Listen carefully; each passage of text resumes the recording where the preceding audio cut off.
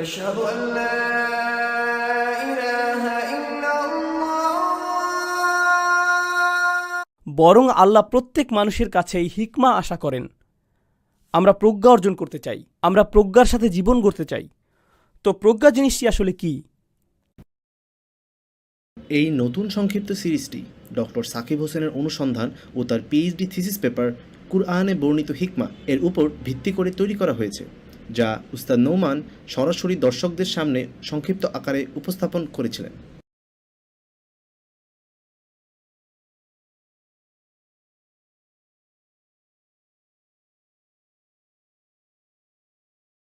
السلام عليكم ورحمة الله وبركاته. الحمد لله والصلاة والسلام على رسول الله وعلى آله وصحبه أجمعين. أما بعد. প্রথমে আপনাদের নিয়ে আমি কি করব সেটা বলে শুরু করি। আশা করছি টিকে থাকতে পারবেন আজকের সন্ধ্যাটিতে ইনশাআল্লাহ। প্রথমত ম্যানচেস্টারে ফিরে আসতে পেরে আমি খুবই আনন্দিত। সামনে কোনো সুযোগ পেলে ইনশাআল্লাহ আপনাদের সাথে আবার দেখা করতে আসব বিইذনিল্লাহ। কিন্তু তার আগে এই অনুষ্ঠানের এজেন্ডা নিয়ে কথা বলি। এক সপ্তাহ বা তার আগে, প্রায় 2 সপ্তাহ আগে আমি জার্মানিতে ছিলাম। সেখানে সূরাতুল জুমার উপরে লেকচার সিরিজ করেছিলাম। কোরআন উইক নামক একটা প্রজেক্টের অংশ ছিল। প্রায় 1 বছর যাবৎ এটা নিয়ে পুরো সময় দিচ্ছি। তো আমি আর আমার টিম আমরা কোরআনের কোনো একটা ছোট সূরা অধ্যয়ন করি প্রায় 3 সপ্তাহ ধরে। পুরোটা সময় এটাই করি। এরপর আমি সেই সূরার উপর কোনো লেকচার সিরিজ করি পৃথিবীর কোনো এক এলাকায়। এরপর এটা শেষ হবার পরপরই পরের সূরা নিয়ে শুরু করি। এরপর আরেক সূরা, তারপর আরেক সূরা, তারপর আরেক সূরা। তো এই বছর আমরা কাজ করছিলাম, আসলে আমরা শুরু করেছিলাম সূরা জারিয়াত দিয়ে। এরপর ধীরে ধীরে সূরা জুমা পর্যন্ত এসেছি এখন। কিন্তু আমি যখন সূরা জুমার উপর লেকচার সিরিজ করছিলাম, একটি আয়াত এলো প্রজ্ঞার কথা নিয়ে, যে আল্লাহ একজন রাসূল পাঠিয়েছেন নিরক্ষর জাতির কাছে। হুয়াল্লাযী বাআসা ফিল উম্মিয়িনা রাসূলাম মিনহুম ইয়াতলু আলাইহিম আয়াতিহি। তিনি সেই নিরক্ষর লোকদের নিকট আল্লাহর আয়াত তেলাওয়াত করেন। ওয়ায়ুযাক্কিহিম, তাদের পবিত্র করেন। ওয়ায়ুআল্লিমুহুমুল কিতাব, তাদের কিতাব শিক্ষা দেন। ওয়াল হিকমা, আর তাদের প্রজ্ঞা শিক্ষা দেন। যখন আমি প্রজ্ঞার সেই অংশে পৌঁছলাম, ভাবলাম আমি তো এই বিষয় নিয়ে আগেও পড়েছি, কিন্তু এবার একটু বেশি কৌতূহলী হয়ে উঠলাম যে আল্লাহ এখানে প্রজ্ঞা বলতে কি বোঝাচ্ছেন, কেন এরকম বলছেন। আচ্ছা, তিনি তো তাদেরকে কিতাব শিখান, সেটা তো শুনে কোরআন মনে হচ্ছে। তিনি তাদের কোরআন শিক্ষা দেন, আর তিনি বলছেন যে তিনি তাদেরকে প্রজ্ঞা শেখান। তাই আমি এই প্রজ্ঞা শব্দটার দিকে একটু গভীরভাবে দৃষ্টি দিলাম। আমি অনেক ভাগ্যবান যে আমাদের একজন টিম মেম্বার হলেন ডক্টর সাকিব হোসেন। তার পেপারের কিউআর কোড আমি স্ক্রিনে দিয়ে দেব আগামীকাল ইনশাআল্লাহ। তাহলে আপনারা সেটা স্ক্যান করে চাইলে সেই পেপারটা পড়তে পারেন। তো তিনি অক্সফোর্ড ইউনিভার্সিটিতে কোরআনে বর্ণিত হিকমা নিয়ে একটা পিএইচডি থিসিস করেছেন। আর 350 পৃষ্ঠার বিশাল পেপার এটা। জার্মানিতে থাকা অবস্থায় আমি সেটা পড়া শুরু করলাম। বুঝলাম জার্মানিতে থেকে এটা কোনোভাবেই শেষ করতে পারবো না, তাই বন্ধ করে সূরাতুল জুমার সিরিজ আগে শেষ করলাম। কিন্তু একটা বিষয় ছিল অসাধারণ, কোরআনে হিকমার উপর বিষয়টি। তাই আমি নিজেও নিজের চিন্তাগুলো একত্র করলাম, তার পিএইচডি পেপারটাও পড়লাম, একই সাথে তার সাথেও বিষয়টি নিয়ে আলোচনা করলাম। আমি আপনাদেরকে আমার পদ্ধতি নিয়েও একটুখানি কথা বলবো, কারণ অনেক দিন যাবৎ ধরেই তো আমি ইউকেতে নেই। আপনাদের অনেকেই হয়তো আমার ইউটিউব ভিডিও চেনেন, প্রতি রাতে আপনাদেরকে ঘুমোতে সাহায্য করে, তো চেনেন ভালোই। তো এই সাম্প্রতিক প্রজেক্টটি হলো কিভাবে মুসলিমদের কোরআনের গভীরে নিয়ে যাওয়া যায়। আমার দর্শন, আমার দৃষ্টিভঙ্গি হচ্ছে বেশিরভাগ ক্ষেত্রেই মুসলিমরা কোরআন নিয়ে যথেষ্ট গভীরভাবে পড়াশোনা করছে না। তারা ভাবছে এটা তো আলিমদের কাজ, আমাদের কাজ এটা না। ঠিক, কিন্তু ব্যাপার হলো আল্লাহর নাজিলকৃত প্রত্যেকটি সূরাই হলো দুনিয়ার প্রত্যেক মানুষের জন্য এক একটি উপহার, বিশেষ করে মুসলিমদের জন্য। কোরআন তো শুধুমাত্র আলিমদের জন্য নাজিল হয়নি, কোরআন বিশ্ব মানবতার জন্য নাজিল হয়েছে। আর যখন আল্লাহ আমাদের কোরআন নিয়ে গভীরভাবে চিন্তা করতে বলেন, তিনি শুধু অল্প কয়েকজনকে বলছেন না কিন্তু, বরং যারই হৃদয় আছে তাকেই বলছেন তিনি। মানে সবারই এটা করার কথা। এটার সমস্যা হলো কাজটা কঠিন। আপনি ভাবছেন আপনার তো যথেষ্ট জ্ঞান নেই, কিংবা যখন অনুবাদ পড়ছেন তখন হয়তো কনফিউজড হয়ে যাচ্ছেন, অথবা যখন তাফসির পড়ার চেষ্টা করছেন তখন বিচ্ছিন্ন অনুভূতি হয়, কিংবা আপনি বুঝতে পারেন না এটা কিভাবে বুঝবো, অথবা জানেন না এখান থেকে কি নেব, মানে আপনার নিজের জন্য কি শিক্ষা নেবেন এখান থেকে, তাই না? কেমন যেন একরকম। আপনারা জানেন যে আলিমদের নিজস্ব এক ধরনের গিকি ভাষা আছে, মানে তারা নিজেরা নিজেদের মধ্যে পাণ্ডিত্যপূর্ণ ভাষায় কথা বলে। সাধারণ মানুষ যেভাবে বলে সেটা ওরকম না কিন্তু। মানে আমি নিজেকে সাধারণ ভাবতে পছন্দ করি সব সময়, কিন্তু বিষয় হলো আমরা তো আলিমদের সেরকম পাণ্ডিত্যপূর্ণ ভাষায় কথা বলি না। তো ঠিক আছে, আমি আপনাদের সেই পিএইচডি পেপারের লিঙ্ক দিয়ে দেব। কিন্তু সেখানে তিনি এমন সব শব্দ ব্যবহার করেছেন যে আমাকেই কিছুক্ষণ পর পর ডিকশনারি দেখতে হয়েছে, বুঝতে পারছেন? যখনই আমি মনে করি যে আমি তো ইংরেজি ভাষা ভালোই পারি, তখন সাকিব হোসেনের পেপার পড়ি আর বুঝি যে আমি ইংরেজি পারিই না। অক্সফোর্ডের লোকেরা যে কি! তো আমি ঠিক করলাম যে আমি এই রিসার্চ পেপারটি পড়ব, আলিমদের সাথে বিস্তারিত আলোচনা করব, মানে যারা অনেক উঁচু পর্যায়ের আলিম। এরপর আমি দেখাবো যে একজন 16 বছর বয়সী কাউকে বোঝাতে হলে কি করতে হয়, মানে এই কঠিন আর পাণ্ডিত্যপূর্ণ জিনিস কোন ভাষায় প্রকাশ করলে সবাই ব্যাপারটা বুঝতে পারবে। আর আমি আপনাদের সত্যি সত্যি বলছি, এই প্রজেক্টে আমি শুধুমাত্র আংশিকভাবেই সফল হয়েছি। সেখানে কিছু কিছু জিনিস আছে যে মানে সেগুলো শুনতে উচ্চ পর্যায়ের মনে হবে, কারণ সেগুলো আসলেই অনেক উঁচু পর্যায়ের। আসলে সেগুলো সহজ করার পদ্ধতি নেই। তাই ইনশাল্লাহ তার পেপারের বা এই বিষয়ের ব্যাপারে সুবিচার করাটা আমার উদ্দেশ্য নয়। আমি বরং কোরআনে প্রজ্ঞার এই আলোচনার সবচাইতে গুরুত্বপূর্ণ অংশগুলো নিয়ে বলবো, যেগুলো আমার মতে প্রত্যেক মুসলিমদের জানা অবশ্য কর্তব্য। কেন এই বিষয় জরুরি? কেন এটা নিয়ে এত হইচই? কেন এই বিষয়? এটা কি আমাদের ধর্মের একদম মৌলিক কিছু? উদাহরণস্বরূপ, ছোটবেলা হতেই আপনারা যেমন শিখে এসেছেন যে আমাদের ধর্মের সবচাইতে মৌলিক বিষয় হলো সেই 5টি রুকন, ঠিক? তাই সবাই জানে সেগুলো কতটা গুরুত্বপূর্ণ। সবাই জানে রমজান বা হজ কতটা গুরুত্বপূর্ণ। এসব বিষয়ের ব্যাপারে আপনাদেরকে আলাদা করে বোঝানোর দরকার নেই যে নামাজ গুরুত্বপূর্ণ। হিকমা বা প্রজ্ঞা কি তাহলে বিশেষ কিছু? শুধুমাত্র বুড়ো লোকদের জিনিস? নাকি এটা হজ বা নামাজের মতো জরুরি কোনো কিছু? নাকি এটা একদম মৌলিক কিছু? বরং আমি তো দাবি করব প্রজ্ঞা আমাদের ধর্মের সবচাইতে গুরুত্বপূর্ণ মৌলিক জিনিসের একটি। পিএইচডি লেভেলে আসলে তবেই এটা বুঝতে পারবেন এমন কিছু নয় এটা, বরং আল্লাহ প্রত্যেক মানুষের কাছেই হিকমা আশা করেন। আমরা প্রজ্ঞা অর্জন করতে চাই, আমরা প্রজ্ঞার সাথে জীবন গড়তে চাই। তো প্রজ্ঞা জিনিসটি আসলে কি? কোরআন প্রজ্ঞাকে কিভাবে সংজ্ঞায়ন করে? যেসব মুসলিম ইসলামের প্রথম শতকগুলোতে মুসলিম হয়েছিলেন তারা কোরআনের প্রজ্ঞাকে কিভাবে নিয়েছিলেন, তাই না? কোরআন আসার আগেও খ্রিস্টানরা প্রজ্ঞা নিয়ে কিভাবে ভাবত, এই কৌতূহলোদ্দীপক প্রশ্নও আসে। ইহুদিরা প্রজ্ঞা ব্যাপারটিকে কিভাবে বুঝত? ধর্মের বাইরে দার্শনিকগণ কিভাবে প্রজ্ঞার এই বিষয়টিকে বুঝত? আরবরা ইসলামের পূর্বে, কোরআন নাজিল হওয়ার পূর্বে আরবরা কিভাবে প্রজ্ঞা নিয়ে চিন্তা করত? এরপর কোরআন আসলো। এখন কোরআনের তো বিভিন্ন রকম শ্রোতা, আর বিভিন্ন রকম শ্রোতার প্রেক্ষাপটও ভিন্ন ভিন্ন, ঠিক? তাহলে কোরআন এসে কিভাবে মানুষদের সাথে প্রজ্ঞা নিয়ে কথা বলল? এত মানুষের তো তাহলে বিভিন্ন সংজ্ঞা থাকবে, ঠিক না? তাই কল্পনা করুন আপনি শ্রোতাদের মাঝে বসে আছেন, শ্রোতাদের মধ্যে একজন খ্রিস্টানও আছে, সেখানে ইহুদিও আছে, হিন্দুও আছে। এখন আমি বললাম উপাসনা করা জরুরি। আমি যদি বলি যে উপাসনা জরুরি, তাহলে কি মনে করেন সবাই একই জিনিস ভাববে?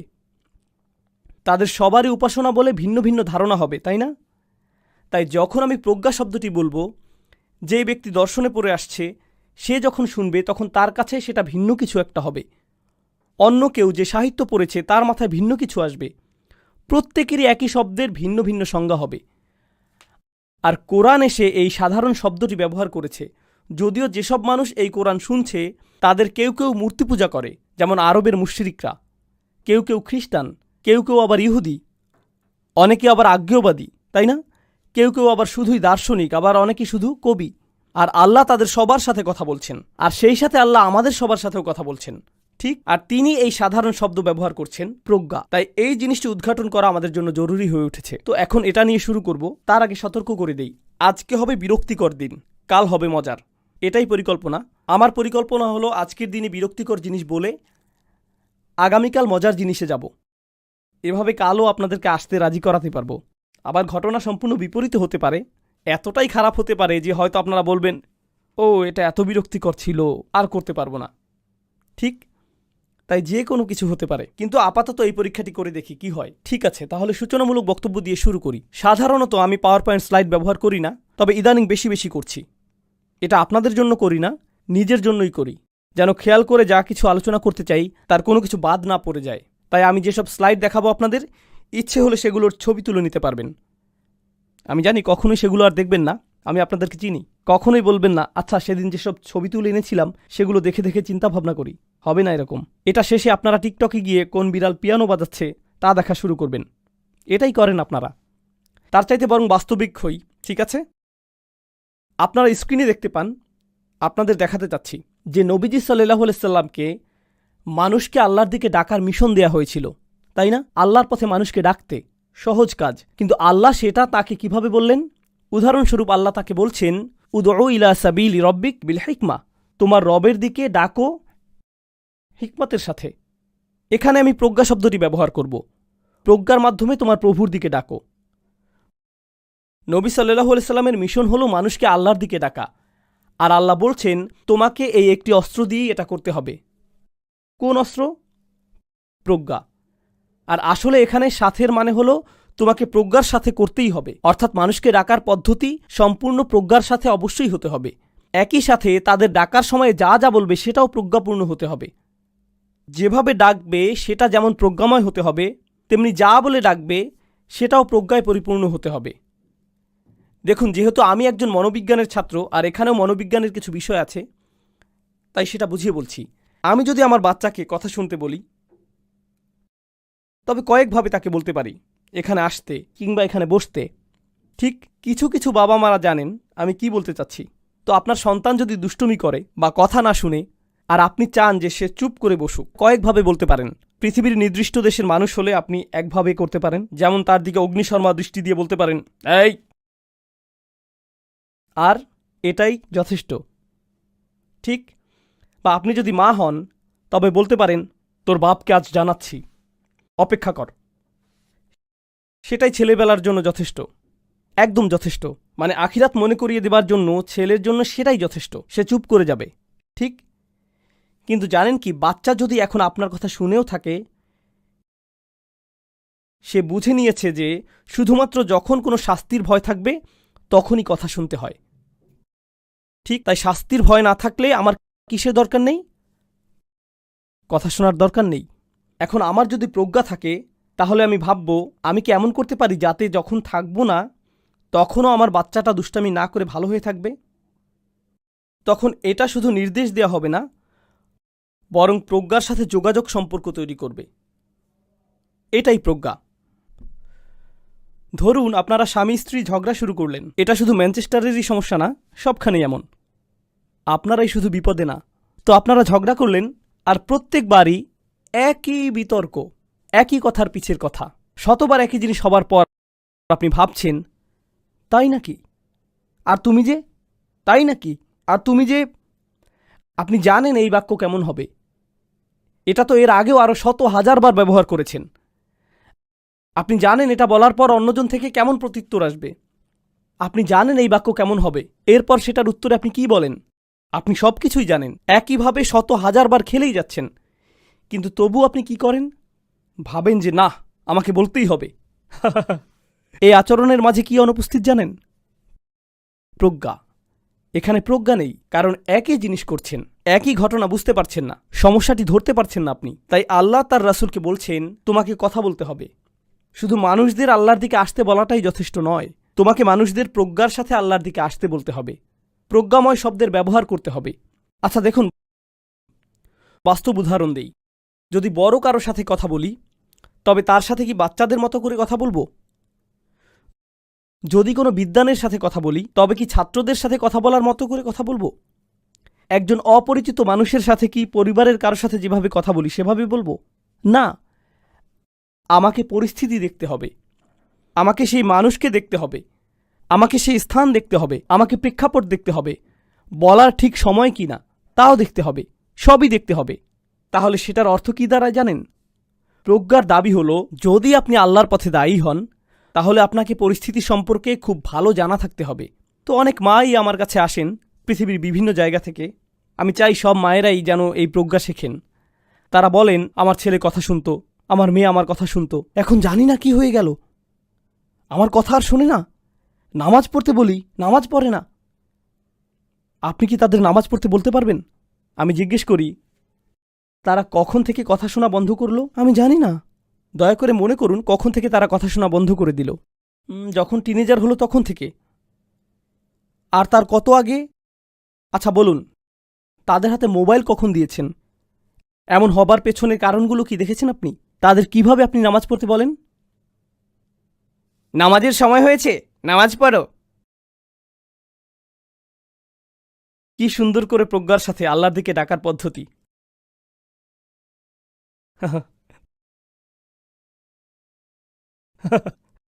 অথচ নামাজ তো আল্লাহর সাথে মানুষের যোগাযোগের সবচাইতে সুন্দরতম মুহূর্ত হবার কথা ছিল। কিন্তু এখন যখনই কেউ নামাজের কথা বলে, বাচ্চা তার মায়ের চেঁচামেচি শুনতে পায়, এরপরই যেন আজানের শব্দ শোনে, বরঞ্চ যেন সে আজানের মাধ্যমে আল্লাহর ডাক শুনতেই পায়নি।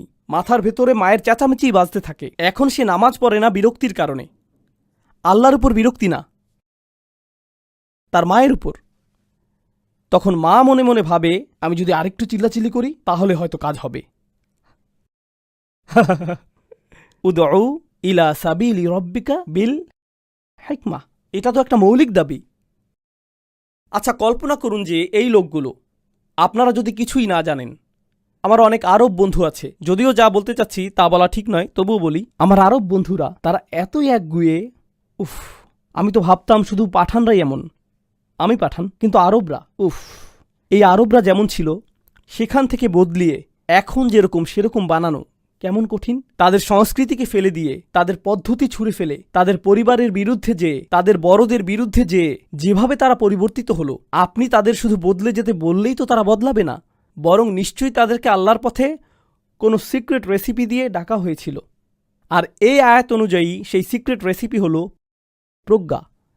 আমি আপনাদের জন্য বলতে চাচ্ছি যে পুরো বিশ্ব পরিবর্তিত হয়েছে কারণ প্রজ্ঞার মাধ্যমে দাওয়া দেয়া হয়েছিল।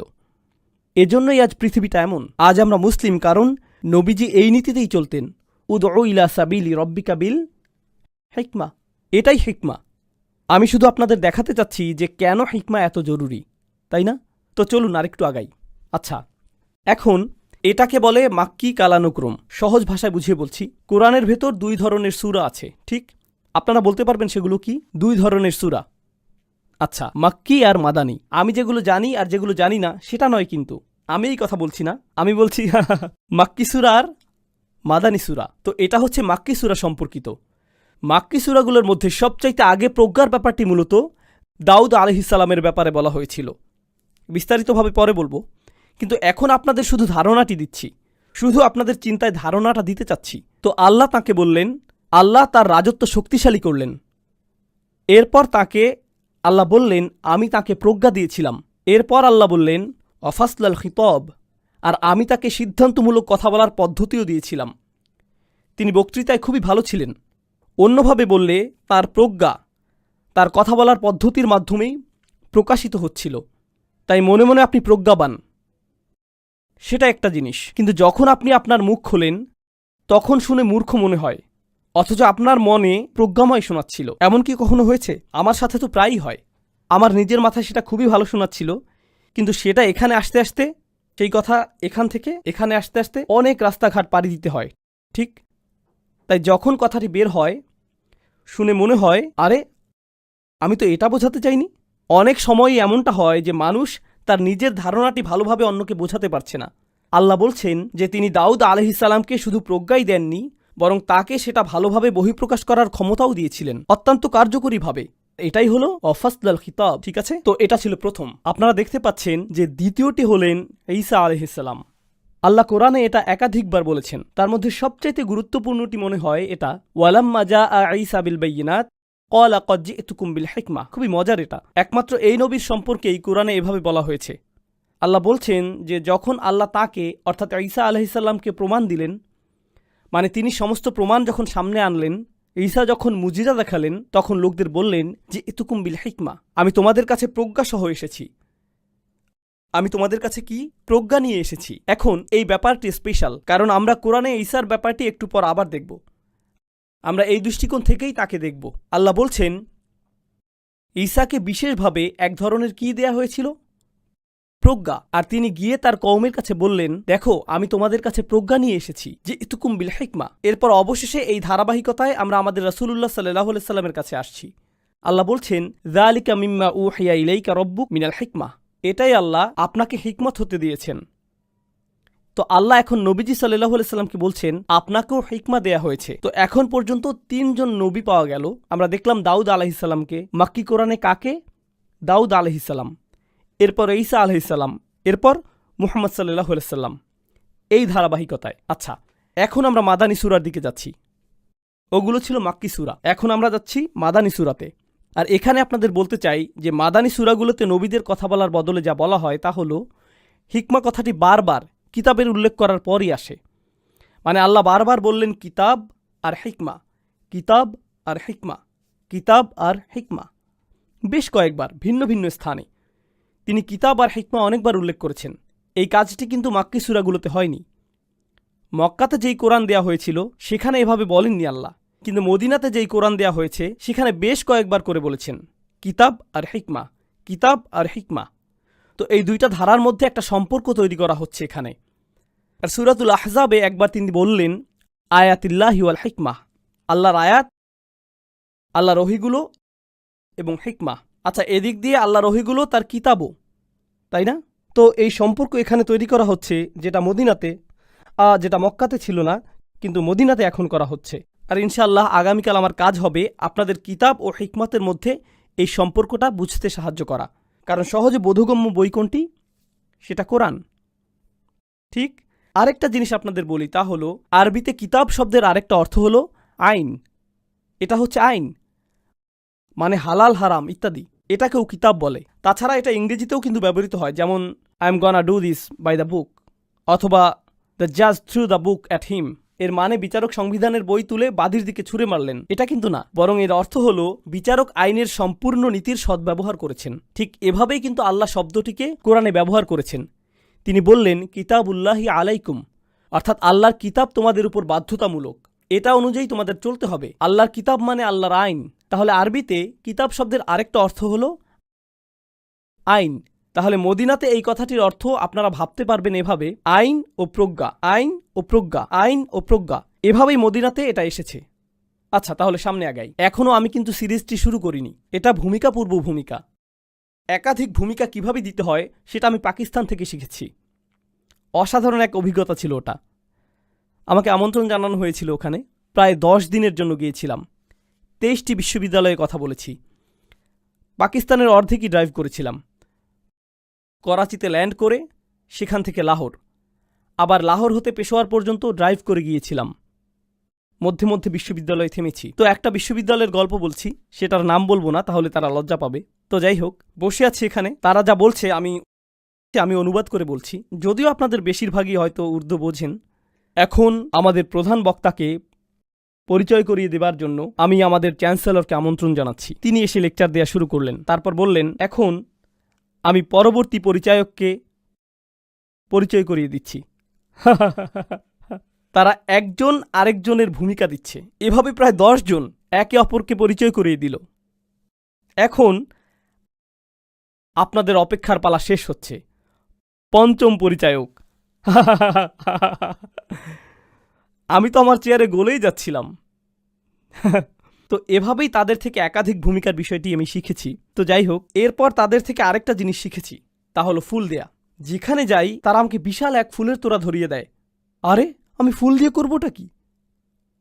এগুলো নিয়ে ওখানে বসে থাকবো নাকি? মানে ফুল হাতে নিয়ে কি নামাজ পড়বো? মানে আমি করবো কি, আমাকে বলুন, তাই না? আর মজার ব্যাপার হলো তারাও জানে যে ফুল দিয়ে আমার কোনো কাজ নেই, তাই তারা কি করে, আমাকে ফুল হাতে ধরিয়ে দেয়, ছবি তোলে, তারপর তা নিয়ে চলে যায়। আমি তো অবাক। দেখে দেখে দেখে জাহেজের কথা মনে পড়ছে না? কিছু মানুষের জন্য এই কৌতুকটা অপছন্দের। যাই হোক, এখন আরেকটি জিনিস নিয়ে ছোট করে বলি, ছোট্ট একটা মন্তব্য। এটা নিয়ে বেশিক্ষণ চিন্তা করার দরকার নেই, শুধু আপনাদের ধারণাটি দিয়ে রাখতে চাই। তো আরবিতে হিকমা শব্দটির অর্থ হলো প্রজ্ঞা, এভাবেই অনুবাদ করছি আমি। আরবিতে কাছাকাছি আরেকটা শব্দ আছে, সেটা হলো হুকুম। তাহলে একটি হলো হিকমা, আরেকটি হলো হুকুম। এখন হুকুমের 3টি ভিন্ন ভিন্ন অর্থ আছে। হুকুমের একটি অর্থ হলো বিচার, যেমন হুকমুল্লাহি মানে আল্লাহর বিচার, আল্লাহ তাআলার বিচার, ঠিক আছে? ওয়াকুন্না লিহুকমিহিম শাহিদিন। দাউদ আর সুলাইমান আলাইহিম সালাম যখন বিচার করতেন, আল্লাহ বলেন আমি তাদের বিচারের সাক্ষী ছিলাম। তাহলে হুকুম শব্দের একটি অর্থ হলো বিচার, আরেকটি অর্থ, এ অর্থের ভিত্তিটি হলো শাসন বা কর্তৃত্ব। তো আল্লাহ বলছেন ইনিল হুকমু ইল্লা লিল্লাহ, হুকুম শুধুই আল্লাহর, অর্থাৎ শাসন ও সার্বভৌমত্ব এবং রাজত্ব ও কর্তৃত্ব একমাত্র আল্লাহর। হ্যাঁ, জানি, এটা একটা ছোট তাকবীর দাবি করে। আচ্ছা, ওকে। সুম্মা রুদ্দু ইলাল্লাহি মাওলাহুল হক আলা লাহুল হুকম। এরপর তাদেরকে মাওলার কাছে ফিরিয়ে নেওয়া হবে, তাদের অভিভাবক, তাদের মালিক আল্লাহ, তাদের সত্য ঈশ্বর। এরপর আল্লাহ বলছেন, আর হুকুম মানে শাসন আর কর্তৃত্ব একমাত্র আল্লাহরই, আলা লাহুল হুকম। কিন্তু এখানে মধ্যের অর্থটা নিয়েই আমি বেশি আগ্রহী। হুকুমের আরেকটি অর্থ হলো ভালো সিদ্ধান্ত নেবার সক্ষমতা। এটা প্রজ্ঞারই আরেক রকম, তাই না? মানে একজন প্রাজ্ঞ টিনেজারের সাথে গাধা টিনেজারের পার্থক্য কি? ভালো সিদ্ধান্ত, তাই না? আমি ওই পার্টিতে যাব নাকি বাসায় থাকব, এই টেক্সট মেসেজের উত্তর দেব নাকি নাম্বার ব্লক করে দেব, ঠিক এটাই মূর্খতা আর প্রাজ্ঞতার মধ্যে পার্থক্য, তাই না? ব্যাপারটা মজারও। যৌবনের বয়সে যুবকরা খুব বুদ্ধিমান হয়, খুবই স্মার্ট তারা, কিন্তু বেশিরভাগের ক্ষেত্রেই আমি তাদের বলি মূর্খ বুদ্ধিমান। ঠিক জ্ঞানের বিচারে তারা স্মার্ট, প্রযুক্তি সম্পর্কিত তাদের বুঝ, তাদের পড়াশোনার বেলায় তাদের বুঝ, এমনকি কোনো কিছু মুখস্থ করার সক্ষমতা ইত্যাদি বেশ ধারালো, তবে ভালো সিদ্ধান্ত নেবার ক্ষমতা বেশ সেকেলে। তো সেটাকে এজন্য আমি বোকা প্রতিভা বলতে পছন্দ করি। অনেক ইলম আছে তাদের, তবে কোনো হিকমা নেই। অথবা আরও সঠিকভাবে বলতে গেলে হুকুমের শূন্যতা এখানে, হিকমা না। তাহলে কি হুকুম? হুকুম অর্থ সঠিক ভালো সিদ্ধান্ত আর বিচার পাবার যোগ্যতা। নিজের সিদ্ধান্তে অটল থাকাকেও হুকুম বোঝায়। আয় এদিকে আয়, চল চল যাই। না আমি যাচ্ছি না। আরে আয় না, একবার আয় মাত্র। না আমি যাবই না, প্লিজ চল আমার সাথে। আচ্ছা ঠিক আছে, এতই যেহেতু বলছি আমাকে যেতেই হচ্ছে। গোপন অস্ত্র ব্যবহার করে ফেলেছিস, আসছি আমি, অপেক্ষা কর। হুকুম অর্থ আপনার বন্ধু যেরকম চেহারাই দেখাক না কেন, যেরকম ইমোজিই পাঠাক না কেন, যতই মন খারাপ দেখাক না কেন, আপনার সিদ্ধান্ত বদলাবেই না। এর অর্থ আপনার কি আছে? হুকুম। এখানে হামিদুদ্দিন ফারাহি একটা যুক্তি দিচ্ছেন, আমার পছন্দ হয়েছে যুক্তিটি। আমি বলছি না যে এটাই সঠিক, এই যুক্তিতে আমি বেশি কনভিন্সড হয়েছি। কোরআনে হুকুম শব্দটি মূলত যৌবনের সাথে সংযুক্ত, হুকুম সম্পর্কিত যৌবনের সাথে। তো তিনি উদাহরণ দিচ্ছেন যে আল্লাহ যুবক ইয়াহিয়া নবী সম্পর্কে বলেন, ওয়া আতাইনাহুল হুকমা সবিয়্যা, আল্লাহ তাকে বাচ্চা অবস্থায় হুকুম দেন। অর্থাৎ একজন ছোট বাচ্চার তখনই ভালো সিদ্ধান্ত নেবার সক্ষমতা ছিল। আল্লাহ ইউসুফ আলাইহিসসালাম সম্পর্কে বলছেন, ওয়ালাম্মা বালাগা আশুদ্দাহু ও আতাইনাহু হুকমান ওয়া ইলমান, যখন তিনি যুবক বয়সে পৌঁছলেন আল্লাহ তাকে হুকুম আর জ্ঞান দান করলেন। মুসা আলাইহিসসালাম সম্পর্কে আল্লাহ বলেন, ওয়ালাম্মা বালাগা আশুদ্দাহু আস্তাওয়া ও আতাইনাহু হুকমান ওয়া ইলমান ওয়া কাযালিকা নাজজিল মুহসিনিন, আবারও তিনি তাকে হুকুম দিলেন। একইভাবে ইব্রাহিম আলাইহিসসালামকে যখন তার বাবা ঘর থেকে বের করে দিলেন, তখনও তিনি তো যুবকই ছিলেন, তাই না? যুবক বয়সেই তো তিনি দোয়া করেছিলেন, রব্বি হাবলি হুকমান, অর্থাৎ আমার রব আমাকে হুকুম দিন। সুতরাং হুকুম যেন যৌবনের সাথেই সম্পর্কিত হচ্ছে। হামিদুদ্দিন ফারাহি বলেন যে এটাই হলো হিকমা এর প্রথম ধাপ। হুকুম হলো হিকমাতের প্রথম ধাপ। যখন হিকমা পরিপক্ক হয় সেটা হলো হিকমাতুন বালিগাহ। যেমন এখানে বৃদ্ধ লোক তার সন্তানকে উপদেশ দিচ্ছে, ওয়ালাকাদ আতাইনা লুকমান আল হিকমা, লুকমানকে হিকমা দেয়া হয়েছিল। দাউদ আলাইহিসসালাম তিনি বিচারক ছিলেন, তিনি শাসক ছিলেন, তাকে হিকমা দেয়া হয়েছিল, সেটা পরিণত বয়সে। আর কম বয়সে সেটা ছিল হুকুম। মানে কোরআনে এই দুটো শব্দের ব্যবহারে এটা হলো সূক্ষ্ম একটা পার্থক্য, ঠিক আছে? এখন এটা পরবর্তীতে প্রাসঙ্গিক হবে, আপাতত আলাদা করে বলছি, কারণ আপনাদের সাথে এটা তাড়াতাড়ি শুরু করতে আমি খুবই এক্সাইটেড। আচ্ছা, কোন তিনজন নবীকে প্রজ্ঞার সাথে উল্লেখ করা হয়েছিল? দাউদ আলাইহিসসালাম, ঈসা আলাইহিসসালাম আর নবী সাল্লাল্লাহু আলাইহিসসালাম। এখন দাউদ আর ঈসা আলাইহিসসালাম মধ্যে একটি জিনিস মিল আছে তাদের মধ্যে, আর সেটা হলো যে তারা দুজনেই হলেন ইসরায়েলি নবী। তাদেরকে বনী ইসরায়েলের কাছে পাঠানো হয়েছিল। ঠিক, দুজনেই এসেছেন মূসার পর, দুজনেই তাওরাতের উপর বিশ্বাস এনেছিলেন, দুজনেই তাওরাতের শরীয়তে ছিলেন। তাওরাত কাকে দেয়া হয়েছিল?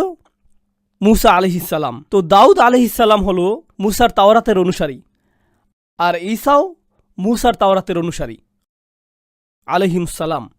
কিন্তু কোরআনের অনন্য দিকটি হল, যদিও দাউদকে হিকমার সাথে সম্পৃক্ত করা হয়েছে, ঈসাকেও হিকমার সাথে সম্পৃক্ত করা হয়েছে, তাওরাতকে কিন্তু কখনও হিকমাতের পাশে উল্লেখ করা হয়নি। মূসা আলাইহিসসালামের ওহীকে হিকমাতের সাথে বসানো হয়নি। ব্যাপারটা কিন্তু বেশ অদ্ভুত। সেই নবীর অনুসারীদের সাথে হিকমাকে সম্পর্ক করা হচ্ছে, কিন্তু খোদ তাওরাতকেই কোরআনে সরাসরি হিকমতের সাথে মেলানো হয়নি। আমরা সামনে আগাতে আগাতে সেটার পেছনের কারণটি বের করার চেষ্টা করব। কৌতূহলোদ্দীপক প্রশ্ন এটা। হিকমা নিয়ে বিস্তারিত আলোচনাতে গিয়ে এই প্রশ্নের আমরা উত্তর খুঁজব। এখন আমরা শুরু করব, ঠিক আছে? প্রথম যেই জিনিসটি আপনাদের জানাতে চাই তা হলো, আল্লাহ বলছেন তিনি সমস্ত নবীদের হিকমা দিয়েছেন। তিনি মূলত বলেন, ওয়াইদ আখাযাল্লাহু মিসাকান নাবিয়্যিন লামা আতাইতুকুম মিন কিতাব ওয়া হিকমাতিন।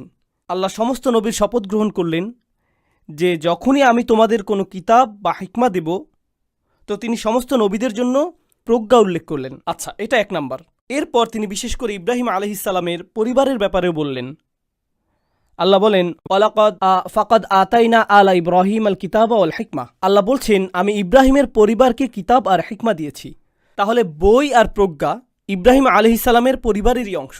আচ্ছা দেখুন তো, দাউদ আলাইহিসসালাম, ঈসা আলাইহিসসালাম আর রাসূলুল্লাহ সাল্লাল্লাহু আলাইহিসসালাম সকলেই কার পরিবার?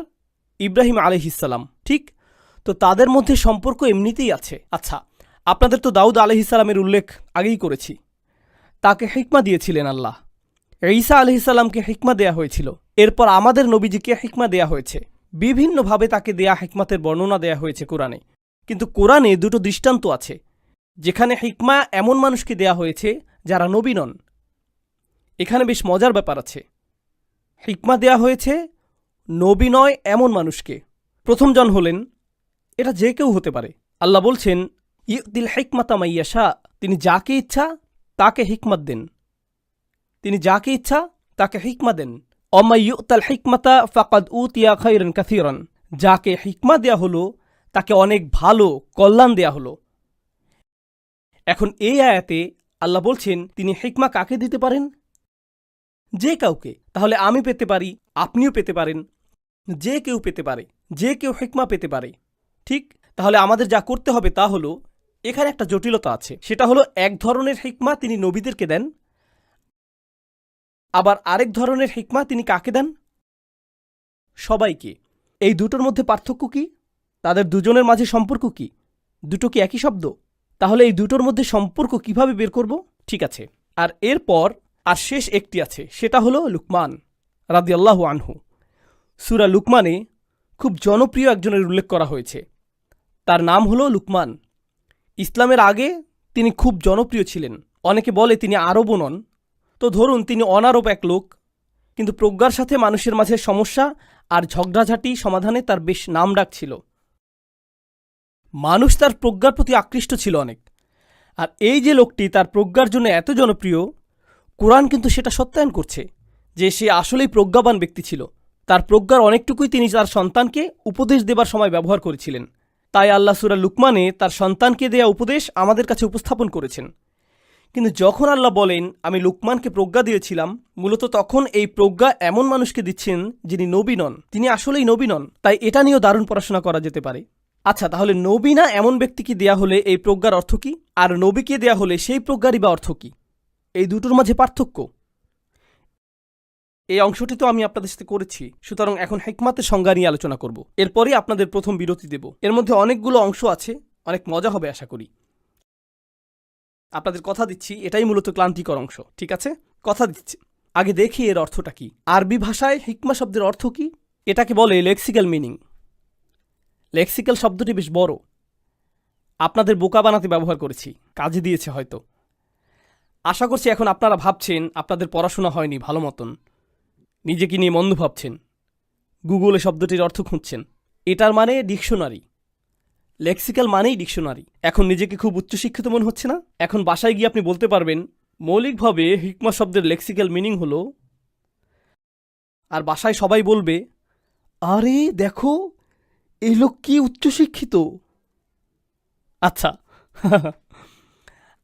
আরবি ভাষার ব্যাপারটি হলো, ধরুন কোনো শব্দ নিলেন, দেখবেন সেটি অনেকগুলো ভিন্ন শব্দ থেকে এসেছে, অথচ সেগুলোর মাঝে যে কোনো সম্পর্ক আছে সেটা মনেই হয় না। সেগুলোর অক্ষরগুলো একই। আপনাদের কারো হয়তো আরবিতে মূল ধাতুর ধারণাটি জানেন। হিকমা শব্দটি হা, কাফ আর মিম দিয়ে গঠিত। হা, কাফ এবং মিম, এই তিনটি অক্ষরের পেছনে বিশাল ইতিহাস আছে। এগুলো দিয়ে প্রচুর শব্দ গঠিত হতে পারে। এই ভিন্ন শব্দগুলোই আরবদের চিন্তায় হিকমায়ের ধারণাটি আমাদেরকে বুঝতে সাহায্য করবে। তারা দুটো ধারণাকে কিভাবে জোড়া লাগাতো, আপনাদেরকে ব্যাপারটা সহজ করে বলি লেক্সিক্যাল অর্থে যাবার আগেই। ওকে, আকল শব্দটি, এখানে বাংলাভাষী থাকলে হয়তো আকল অর্থ বুঝবেন। আকল কি? নিজের আকল ব্যবহার করে বলুন তো। হ্যাঁ, বুদ্ধি। আকল মানে বুদ্ধি। আরবিতে আকালা মানে কোনো কিছুকে বেঁধে ফেলা, মানে কোনো কিছুকে বেঁধে ফেলা। উটকে বাঁধতে যে দড়ি ব্যবহৃত হতো সেটাকে আকালা বলা হতো। আর তখন আরবদের কাছে তো আজকের মতো অ্যান্টিলক ব্রেক ছিল না উটের জন্য, তাই তারা তাদের মাথায় একটা দড়ি পেঁচিয়ে রাখত। কোথাও যেতে হলে মাথা থেকে দড়িটি নিয়ে সেটাকে দিয়ে উটকে বেঁধে রাখত। এই দড়িকে বলা হতো ইকাল। ইকাল। তো দড়িটি কোথায় ছিল? তাদের মাথায়। এটাকে নিয়ন্ত্রণের জন্য ব্যবহার করা হতো, প্রাণীকে নিয়ন্ত্রণ বা আটকানোর জন্য, প্রাণীকে শৃঙ্খল করার জন্য। এখান থেকে আকল শব্দের উৎপত্তি। এখান থেকে আকল শব্দের উৎপত্তি। কারণ 1, এটা এখানে থাকে, আর 2, এটা দিয়ে নিজেকে নিয়ন্ত্রণ করা যায়। আপনার বুদ্ধির কারণেই নিজের রাগকে নিয়ন্ত্রণ করতে পারেন, বুদ্ধির কারণেই নিজের নির্বুদ্ধিতা নিয়ন্ত্রণ করতে পারেন, বুদ্ধির কারণেই আপনি নিজের জিহ্বা নিয়ন্ত্রণ করতে পারেন, বুদ্ধি দিয়ে আপনি নিজের হাতকে নিয়ন্ত্রণ করেন। তো তাদের কাছে বুদ্ধি মানে হলো নিজের আবেগকে নিয়ন্ত্রণ করার ক্ষমতা বা নিজেকে নিয়ন্ত্রণ করার ক্ষমতা। দেখলেন তারা কি করলো? এই জিনিসটিকে নিয়ে তারা বুদ্ধি শব্দের সাথে মিলিয়ে দিল। এখন আমরা বাংলায় তো এমন করি না, তাই না? এখন শব্দটির কোনো ব্যুৎপত্তি থাকলেও থাকতে পারে, কিন্তু আমরা সেটা দেখতে তো পাই না। কিন্তু কোরআনের শব্দগুলোর মধ্যে এরকম সম্পর্ক সব সময়ই থাকে। এজন্য আমরা হিকমা শব্দের পেছনেও এই সম্পর্ক খোঁজার চেষ্টা করব। হিকমার উৎপত্তি হল হাকামাতুল লিজাম থেকে। ছবিটি বেশ অন্ধকার। আপনারা কখনো ঘোড়ার মুখে মুখমন্দ পরাতে দেখেছেন? মানে একটি দড়ি দিয়ে তাদের মুখকে টেনে ধরা যায়, এভাবে তাদের মুখ নিয়ন্ত্রণ করে। এটাকে বলে হাকামা। আর হাকামা বলতে কারো থুতনিও বোঝায়। এই যে নিচের চোয়াল আর এই থুতনি, এটাকেই আসলে বলা হয় হাকামা। কোনো ঘোড়া বা ভেড়া বা মানুষের থুতনি হতে পারে, এগুলোকে হাকামা বলে। এখন এটা এত গুরুত্বপূর্ণ কেন? এই অংশটি কিন্তু আমাদের চেহারাকে ধারণ করে রাখে, ঠিক আছে? আপনার চেহারাকে এই অংশটি ধরে রাখে। তো এজন্যই ধরুন কারো থুতনিতে ব্যথা পেল বা ভয়ানক কিছু হলো সড়ক দুর্ঘটনায়, এরপর মুখের নিচে চোয়াল থুতনিতে আঘাত পেল, তখন পুরো চেহারা যেন ভেঙে পড়ে। মূলত এটা পুরো চেহারাকে ধারণ করে একে সুরক্ষিত রাখছে। এখন ঘোড়ার যেই লাগামটি আপনি ধরে রেখেছেন, যেটা দিয়ে ঘোড়াকে ধরে আছেন, নিয়ন্ত্রণ করছেন, ঠিক এভাবেই আপনার চোয়াল আপনার চেহারা ধরে আছে, সব কিছু অক্ষত রাখছে এটা, ঠিক আছে? চেহারার সূক্ষ্ম পেশিগুলোকে ভেঙে পড়তে দিচ্ছে না। এখান থেকে হাকামায়ের ধারণার উৎপত্তি। المنع من التفكك والتسيب سواء كانت مادية أو معنوية أو كلاما. দেখুন, এখানে আরবি লিখেছি আমি আপনাদেরকে লজ্জা দিতে, যে আমি আরবি পারি এটা বোঝাতে দিয়েছি এখানে। আসলে না, আমি নিজের জন্যই দিয়েছি। অনুবাদ দিতে খুবই অলস লাগছিল, তাই দিইনি। এখানেই অনুবাদ করে বলছি। এর অর্থ কি আপনাদেরকে জানাচ্ছি। হাকাম মানে ধরুন, যখন আপনি কোনো কিছুকে ভেঙে পড়া হতে বাঁচিয়ে রাখেন, যখন আপনি কোনো কিছুকে ভেঙে পড়তে দেন না, ঠিক আছে? সেটা শারীরিকভাবে ভেঙে পড়তে পারে, আবার মানসিকভাবেও ভেঙে পড়তে পারে। মানে আপনি এমনভাবে কথা বলছেন যে আপনার যুক্তি ভেঙে পড়ছে না, তখন মূলত আপনি যুক্তিতে হিকমা ব্যবহার করছেন। আপনার রচনায় যখন সবগুলো যুক্তি একে অপরের সাথে সুন্দরভাবে সম্পর্কযুক্ত থাকে, আপনার থিসিস যদি শক্তপোক্ত হয়, আপনার কথায় যখন হাকামা বা হিকমা থাকে, যেমন কোনো আইনজীবী ধরুন মামলা জেতার চেষ্টা করছে, শক্তপোক্ত করে সাজিয়েছে মামলা, ভেঙে পড়ছে না, এসবই হলো হাকামের উদাহরণ। কখনো কখনো আপনাদের ক্লাস প্রেজেন্টেশন থাকে। অনেক ইউনিভার্সিটির শিক্ষার্থী আছে এখানে, জীবনে তাদের আর কোনো উদ্দেশ্যই নেই রেজাল্ট ছাড়া।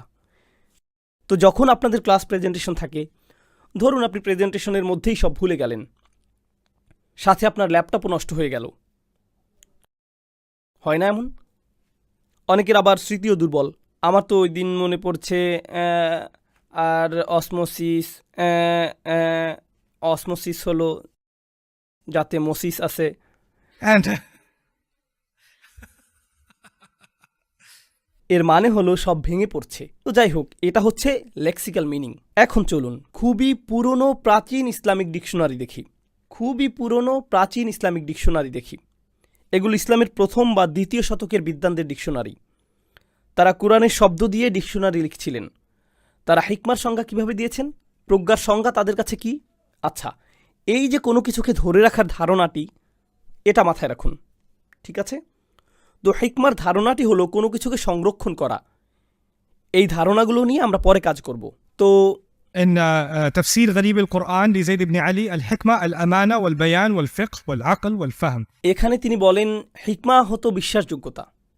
হিকমার একটি সংজ্ঞা হচ্ছে হিকমা মানে বিশ্বাসযোগ্যতা, আল আমানা বক্তব্যের স্পষ্টতা, আল বায়ান গভীর বুঝ, আল ফিক এর মানে বুদ্ধি, আল ফাহাম মূলত এটা গভীর বুঝ বোঝাতে আরেকটি শব্দ। তাহলে বুঝ, বুদ্ধি, বিশ্বাসযোগ্যতা আর বক্তব্যের স্পষ্টতা, আপনার মাঝে এগুলো থাকা মানে আপনার কি আছে? হিকমা। এটাই হলো তার সংজ্ঞা। আরেকটা সংজ্ঞা হলো لأن الوجوه والنظائر المواعيظ الفهم والعقل النبوة. ভুল টাইপ করেছি, উত্তম উপদেশ, ভালো উপদেশ দেওয়া হলো হিকমা। এরপর তিনি বলছেন বুঝ আর জ্ঞান হলো হিকমা। এরপর তিনি বলছেন নবুয়ত হিকমা। এটা যুক্তিযুক্ত, কারণ আল্লাহ কিন্তু আসলেই কোরআনে বলেছেন যে তিনি ইব্রাহিমকে হিকমা দিয়েছেন, অর্থাৎ তিনি ইব্রাহিমকে নবুয়ত দিয়েছেন, ঠিক না? তো এটাও হিকমার একটা উদাহরণ হলো। তিনি অর্থাৎ আল মুকাতিল আরও বলেন তাইসুরুল কুরআনুল কুরআন, অর্থাৎ কোরআন বোঝা কিংবা কোরআন ব্যাখ্যা করাটাও হিকমা। তাহলে তার মতে কোরআন নিজেও হচ্ছে হিকমা। غريب القرآن لابن قتيبة he says العلم والعمل. অদ্ভুত সংজ্ঞা এটি। তিনি বলছেন কিছু জানা আর সে অনুযায়ী আমল করা। শুনে খুবই সহজ মনে হয়, কিছু জানা আর কি আমল করা। এই তোমার বাবাকে সেই ঘটনা বলছো না কেন? আচ্ছা আচ্ছা, আমি চিন্তা ভাবনা করছি তো। আসলে দেখুন, কেউ যখন বলে আমি চিন্তা ভাবনা করছি, তখন এর অর্থ কি জানেন তো? মানে আমি এটা করতে চাচ্ছি না, কিন্তু চাই যে আমার কথা শুনে মনে হোক যে কিছু একটা করছি, তাই বলবো চিন্তা ভাবনা করছি। কিভাবে চিন্তা ভাবনা করছো? অনেক কিছুই। অনেক কিছু কেমন? অনেক ঝামেলার। আচ্ছা, ঝামেলাটা একটু বলো তো। ধুর, এখন বাদ দাও তো এই বিষয়। সবচাইতে মজা লাগে এই যে আমি চিন্তা ভাবনা করছি, এই কথাটা। আমি জানি কি করতে হবে, কিন্তু আমি এখন সেটা নিয়ে ভাবছি, অনেক চেষ্টা করছি। এটা কি জানেন? এটার মানে হলো কোনো কিছু জেনেও সেটার উপর আমল না করা। এটা হিকমার কমতি, হিকমার স্বল্পতা, ঠিক আছে? তো এখন গরিবুল কুরআনে তিনি বলছেন আসলে ইনি হচ্ছেন খালিদ ইবনে আহমদ। এই প্রাচীন, সম্ভবত আরবি ভাষায় সবচাইতে প্রাচীনতম ডিকশনারিতে তিনি হিকমা অনুবাদ করেছেন ন্যায় হিসেবে। তার মতে হিকমতের সংজ্ঞা হচ্ছে ন্যায়। এটা কিন্তু অসাধারণ, কারণ আপনারা কি জানেন ন্যায় মানে কি? এর মানে হলো কোনো কিছুকে যথাস্থানে রাখা, কোনো কিছুকে সঠিক স্থানে রাখাটাই ন্যায়, এদিক সেদিক না করা। আর এজন্য ইসলামী ইতিহাসে পরবর্তী হিকমার সংজ্ঞা হয়ে গেল কোনো কিছুকে সেটার যথাস্থানে রাখা। আপনার ক্রোধ সঠিক স্থানে প্রয়োগ করা, আপনার সমালোচনা যথাস্থানে করা, আপনার প্রশংসা যথাস্থানে করা, সঠিক স্থানে কঠোর পরিশ্রম দেয়া, সঠিক স্থানে টাকা খরচ করা, আপনার শ্রম সঠিক জায়গায় দেয়া, তাই না? সব কিছুই সেটার যথাস্থানে রাখা, এটাই হচ্ছে হিকমা, আর এটাই ন্যায়ের সংজ্ঞা হয়ে গেল। তো এখন আমরা কোথায় দেখব? আমরা এতক্ষণ লেক্সিক্যাল মিনিং দেখছিলাম, আমরা প্রাচীন ডিকশনারি লেখকদের থেকে প্রজ্ঞার সংজ্ঞা বোঝার চেষ্টা করছিলাম। এখন আমরা দার্শনিকদের সংজ্ঞা দেখব। তাই শুধুমাত্র ইসলামী রচনা থেকেই না, বরং খ্রিস্টান রচনাবলী থেকেও দেখব ব্যাপারটা। ইসলামের সময়কার খ্রিস্টানরা, বরং ইসলাম আসারও কয়েক শত বছর যাবৎ খ্রিস্টানরা এই প্রজ্ঞার বিষয়টি নিয়ে রীতিমতো অবসেসড ছিল। আগে হয়তো এটা জানতেন না, এখন জানলেন। খ্রিস্ট ধর্মের বিশ্বাসের মনোযোগের প্রধান একটা কেন্দ্রবিন্দুই ছিল প্রজ্ঞা বিষয়টি। আমি আপনাদের বলে দিচ্ছি, আপনারা তো জানেনই যে তারা যিশু নিয়ে অবসেসড ছিল, তবুও তারা প্রজ্ঞা ব্যাপারটা নিয়েও এতটাই অবসেসড ছিল যে তারা দুটোকে রীতিমতো একটা জিনিস বানিয়ে ফেলল। এর উপরেই তারা প্রচুর লেখালেখি করল। বিশেষ করে প্রভার্ব সহ অন্যান্য পুস্তকে তারা বলছে যিশু স্বয়ং হলেন জীবন্ত প্রজ্ঞা। তাই তাদের অনেক রচনাতে তারা যখন প্রজ্ঞা নিয়ে কথা বলে, মূলত তারা সেখানে যিশুকে নিয়েই কথা বলে। তাকে তারা স্বয়ং প্রজ্ঞা মনে করত, প্রজ্ঞার বহিঃপ্রকাশ। অতএব প্রজ্ঞা তাদের জন্য প্রধানতম একটা বিষয়, কিন্তু এটা নিয়েই তারা বিভিন্নভাবে কথা বলেছে। এছাড়া দার্শনিকরাও তো নিশ্চয়ই আরেকভাবে প্রজ্ঞার সংজ্ঞা দিয়েছে। আমি আপনাদেরকে তাদের দেওয়া প্রজ্ঞার এমন একটি সংজ্ঞা দেব যেটার সাথে আসলে কোরআনেরই মিল রয়েছে। এই ক্ষেত্রে কোরআনও একই সংজ্ঞা দিয়েছে। যিশুকে যে প্রজ্ঞা বলা হয়েছে সেটার কথা বলছি না, বরং কোরআন সেটাকে পাল্টিয়ে দিয়ে বলছে না, যিশু প্রজ্ঞা নয়, যিশুকে প্রজ্ঞা দেয়া হয়েছিল। তাহলে কোরআন কি বলছে? না, ভুল, এটাকে একটু ঠিক করে দেই, তাই না? কোরআন কিন্তু প্রত্যেকবার এমনটাই করে। কোরআন খ্রিস্টানদের সাহিত্য থেকে কিছু নেবে, ইহুদিদের সাহিত্য থেকে কিছু নেবে, এমন উক্তি নেবে যেটা প্রায় সঠিক, শুধু একটু ঠিক করতে হবে। কোরআন সেই ভুল অংশটুকু ঠিকঠাক করে দেয়। আচ্ছা, তো এটা তো বোঝাতে পেরেছি, ঠিক আছে। তো এখানেও কিন্তু কোরআন সেই একই কাজ করেছে। তো যাই হোক, তাদের সংজ্ঞাটা হলো, এখন এই কথাগুলো খুব মনোযোগ দিয়ে শুনুন। এই 2 দিনের সবচাইতে গুরুত্বপূর্ণ আলোচনাটি হতে যাচ্ছে। তাদের সংজ্ঞা হলো, প্রত্যেক মানুষের ভেতরে কিছু একটা আছে যেটা তাদেরকে ভালো মন্দের তফাৎ ধরিয়ে দেয়। প্রত্যেক মানুষই, সে কোন ধর্মের সেটা যায় আসে না, সে কিভাবে প্রতিপালিত হয়েছে, কোন শতাব্দীতে তার বেড়ে ওঠা, কিছুই যায় আসে না। তাদের ভেতর কিছু একটা আছে। মানুষকে আঘাত করা মন্দ কাজ, কাউকে ঠকানো মন্দ কাজ, মিথ্যা বলা মন্দ কাজ, প্রতারণা করা মন্দ কাজ, অন্যের হক মেরে দেয়া মন্দ কাজ। এরপর যেমন ধরুন, কাউকে অত্যাচার করা মন্দ কাজ। কিছু জিনিস আছে, সেগুলো মন্দ বোঝার জন্য আপনাকে মুসলিম হতে হবে না। যেমন কেউ যাবার পথে যদি দেখে যে কোনো একটা ছোট বাচ্চাকে অন্য দুষ্ট ছেলেরা বিরক্ত করছে, চিৎকার করছে, সে জানবে সেটা খারাপ কাজ। সে তো বলবে না, দেখি আগে ফুকাহা থেকে ফতোয়া নিয়ে নেই, মুফতি শাইখকে জিজ্ঞেস করি যে কয়েকটা ছেলে একটা বাচ্চাকে মারছে, এটা কি হারাম? কাউকে এটা জিজ্ঞেস করার দরকার নেই। আপনার নিজের ভেতরে একটা স্কেল আছে, আপনাকে বলছে এই ওটা খারাপ, আপনি দেখতেই পাচ্ছেন সেটা খারাপ। আপনি যখন লাইনে দাঁড়িয়ে অপেক্ষা করছেন, এমন সময় কেউ একজন আপনার লাইনের ভেতরে ঢুকে পড়ল, তখন সবাই বলে যে সেটা মন্দ। আরব দেশ বা পাকিস্তান হলে কিন্তু ভিন্ন কথা, তবুও সেটা মন্দ কাজ। সবাই জানে, সবারই মানুষের অবস্থা সম্পর্কে একটা ধারণা আছে, তাই না? তাহলে খ্রিস্টানদের যুক্তিটা ভালো। আসলে আমাদের একটি বোধ আছে, ভেতরে ভালো মন্দের মৌলিক একটা বোধ আছে। এখন চলুন এই বিষয়ে কোরআনের দৃষ্টিভঙ্গিটি দেখি। এটা হলো ফিতরাত, ফিতরাতাল্লাহিল্লাতী ফাতারান্নাস আলাইহা। যেই ফিতরা দিয়ে আল্লাহ আমাদের সৃষ্টি করেছেন, এই ফিতরাত প্রচণ্ড শক্তিশালী। আমাদের ভেতর এই প্রকৃতি এতই শক্তিশালী যে আল্লাহ এটা দিয়েই শপথ করেছেন, ওয়ালা উকসিমু বিন্নাফসিল লাওয়ামা, আমি নিজেকে দোষারোপকারী নফসের শপথ করছি। অর্থাৎ আশেপাশে কেউ যদি নাও থাকে, যদি আপনি কি করছেন সেটা কেউ যদি চেক নাও করতে পারে, আপনি ধরুন খারাপ কিছু করতে যাচ্ছেন, ঠিক আছে, তখন আপনার ভেতরে কিছু একটা বলবে এটা করো না। ভিতরে ভিতরে আপনার খারাপ লাগবে। আপনাকে এই খারাপ কাজটি করতে হলে তখন ভেতরের এই ভাবটা জোর করে কাটাতে হবে, বন্ধ করতে হবে। ভেতরে কথাটির মুখ চেপে ধরতে হবে আপনাকে। এই যে আপনার ভেতরের এই আওয়াজ, যেটা আমার ভেতরে আছে, সবার ভেতরেই আছে, সেটা আল্লাহ সূরাতুন নূরে বর্ণনা করেছেন। তিনি সমুদ্রে ডুবন্ত এক ব্যক্তিকে বর্ণনা করেছেন। সে গভীরে, আরও গভীরে ডুবেই যাচ্ছে, তরঙ্গের ওপর তরঙ্গ, তার উপর মেঘাচ্ছন্ন রাতের আকাশ, বৃষ্টি পড়ছে, কোনো চাঁদের আলো নেই, তারার আলো নেই। সমুদ্রের যত গভীরে তলিয়ে যাচ্ছেন ততই অন্ধকার হচ্ছে। এরপর সে সমুদ্রের একেবারে তলায় চলে গেল। আল্লাহ বলছেন, ইদা আখরাজা ইয়াদাহু লাম ইয়াকাদ ইয়ারাহা, যখন সে তার হাত নিজের সামনে তুলে ধরে, যেন প্রায় দেখতেই পাচ্ছে না। আল্লাহ বলছেন না যে দেখতে পাচ্ছে না, তিনি কি বলছেন?